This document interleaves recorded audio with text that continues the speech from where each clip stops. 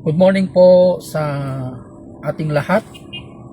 Magandang umaga po sa inyong lahat, mga ginigiliw, mga minamahal ng Panginoon. May pag-asa po sa Panginoon, mga ginigiliw, no? Maraming tao ngayon ang nag-celebrate, no? Marami po ang nag-celebrate kahapon ng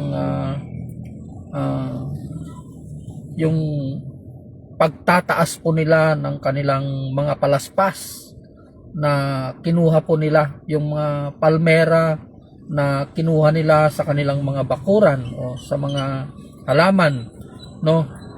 Alam nyo, ito po ang ibabahagi ko po sa inyo, mga ginigiliw, na may kaugnayan po ito sa pagpasok, yung matagumpay na pagpasok ng ating Panginoong Hesukristo sa Jerusalem, no?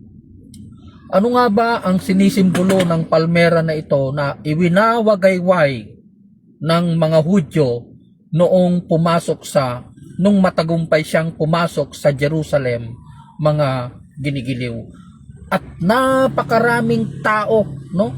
Nung nabalitaan nila na ang Panginoong Hesukristo ay pupunta sa Jerusalem, mga ginigiliw, napakaraming tao ang sumalubong dito. Pinaghandaan talaga nila yung kanyang pagdating, mga ginigiliw. At yung kanyang pagdating, mga ginigiliw, hindi po ito aksidente na nangyari, kundi ang kanyang pagdating ay naipropesiya, nangyari po, na naisulat ito, naipropesiya po nung unang panahon na mangyayari po ito sa pagdating ng Mesaya. At yun ang kadahilanan kung bakit nagkakatipon ang napakaraming tao, mga ginigiliw, no, para salubungin ang ating Panginoong Hesukristo, na dala-dala po nila ang kanilang mga balabal at ang mga palmera na kinuha nila nung siya ay dumating, ang ating Panginoong Hesukristo, na papasok sa Jerusalem, mga ginigiliw. Ano nga ba ang sinisimbolo ng palmera at yung inilatag nila, mga ginigiliw, na tela doon sa dadaanan ng ating Panginoong Hesukristo, mga ginigiliw? Alam niyo, ang palmera na ito ay sumisimbolo ng parangal. Ito po ay isang pagpaparangal sa ating Panginoong Hesukristo, no?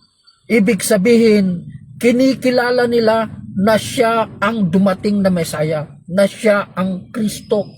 Ito ay isang pagpapakita ng pagsamba.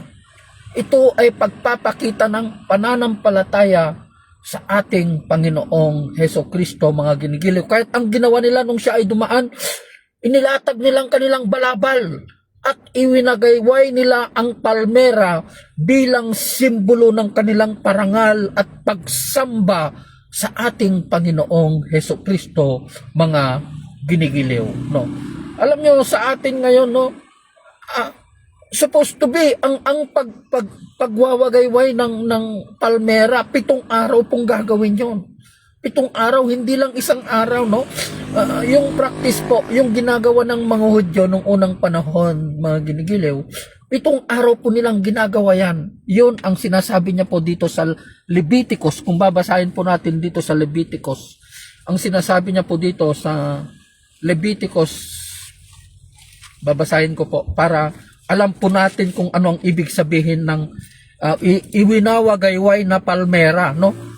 Ang sabi niya dito sa Leviticus 23:40, no? Ang sabi niya po dito, sa unang araw, pipitas kayo ng mabubuting bungang kahoy. Pipitas kayo ng mabubuting bungang kahoy, sabi niya. So, hindi lang palmera, yung mga bungang kahoy. Diba? Mga sanga ng palmera, sabi niya. at mayayabong na sanga ng kahoy sa tabing ilog. 7 araw kayong magdiriwang bilang parangal kay Yahweh na inyong Diyos. So yung nangyari na ito na ginawa ng mga tao, mga ginigiliw, nung nabalita nila napapasok ang ating Panginoong Hesukristo sa Jerusalem, ang mga tao ay nagkakatipon. Pumitas sila ng mga palmera at ng mga bungang kahoy, mga ginigiliw. Pinaghandaan po nila ang pagdating ng ating Panginoong Hesukristo, mga ginigiliw, na sinabi ko po kanina na hindi po ito aksidente ng nangyari. Naitala po ito, naipropesiya na mangyayari po ito. Bakit sila nagkakatipon? Bakit nila pinaghandaan ang pagdating ng Panginoong Hesukristo? Dahil sa mga himalang ginawa niya. Binuhay niya ang isang taong nabubulok. Binuhay niya yung naagnas na tao na si Lazarus. Yun yung mga himala na ginawa niya. Ibig sabihin, ang nakakagawa lamang nito ay walang iba kundi ang Diyos. Pinakain niya ang mahigit 5,000 tao. Gumaling ang mga may sakit. Gumaling ang mga may ketong. Diba?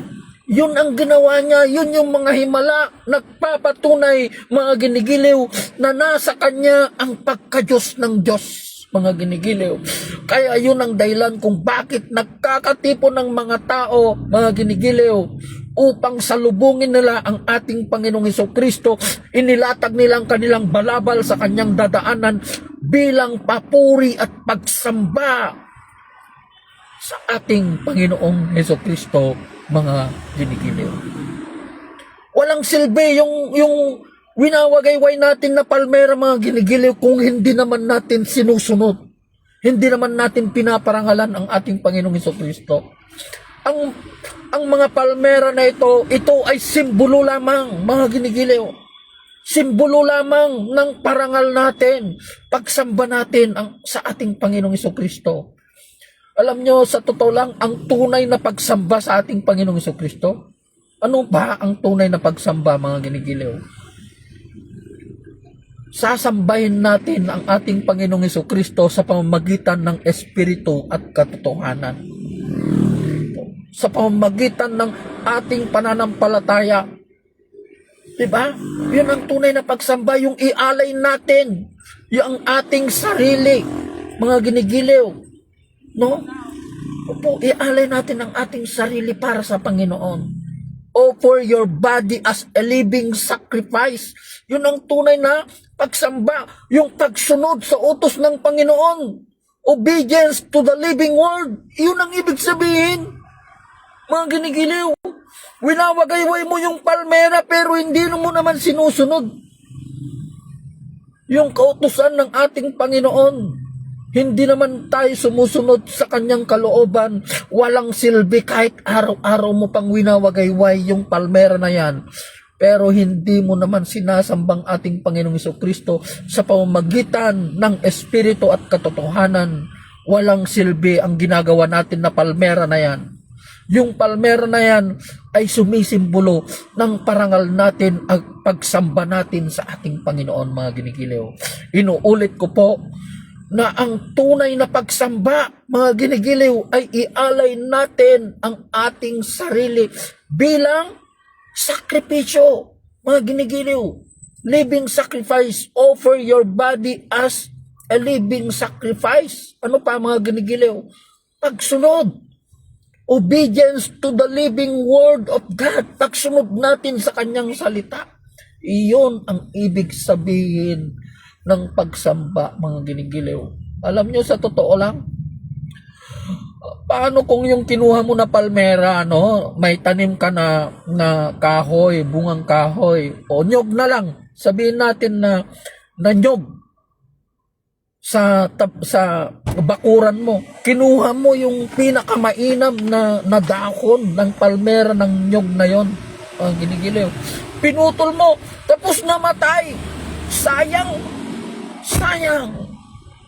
namunga pa yun ng marami, diba? Sayang yung pinutol mo na palmera, diba? Paano kung namatay yung pinutol mo na bungang kahoy, diba? Namatay, Di sayang. Ang sumisimbolo lamang yan sa pagsamba natin, mga ginigiliw. Diba? Nagwawagayway ka ng palmera pero hindi ka naman sumusunod sa kanyang salita. Walang silbi yung pagwawagayway natin ng palmera na yan. Mga ginigiliw, kung hindi naman natin sinusunod ang buhay na salita ng Panginoon, mga ginigiliw. Shout out po kay Ading Rex Pinson at Bincola. Thank you for watching. My senior, Master Teddy Malana.